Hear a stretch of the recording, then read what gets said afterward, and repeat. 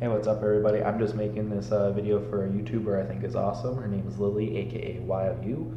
So basically she was riding her bike for like 5 minutes and the chain started making some weird noises, so she stopped riding, and I kind of want to shed some light and help her out. And this will help everyone else too.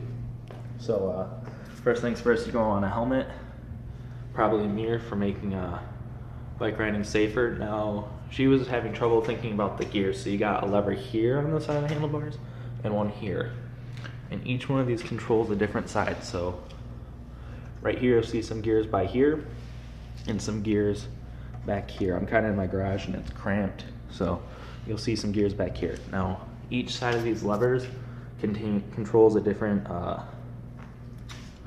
side of the chain. So one of them controls this side and one controls this side of the gears. Now you're going to want to use the lower gears when you're climbing hills and the higher gears when you're on flatter ground.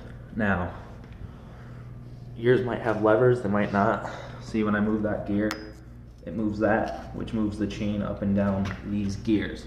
Now you want to keep those gears near each other. So when you're in the higher gears, you want this one higher and this one higher.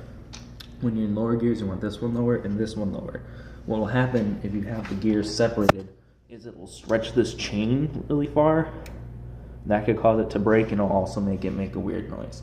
So you want to keep those closer together. So like I said, if you don't have numbers, or if you do have numbers, you're going to want this one to be like if this one's up here is on 6, you want this one to be on 3, right? So this one has less gears, that one has 6 little gears, this one has 3. So if this one's on 6, you want this one on 3, etc., etc. So you just want to keep those closer together. And also you want to keep your bike chain clean. So what you do is you're going to tip it upside down and probably have it resting on the handlebars and the seat, right? You tip it upside down, and you're going to take a rag and you're going to grab the chain with that rag, right? Just lightly, and you're going to spin with your other hand, spin the pedal. And you'll probably see a lot of grease and stuff, and you're going to clean it that way. And then when you're done with that, you're going to lube it up with something like this. It's bike lube. This one's for wet and dry conditions, so use whatever you want.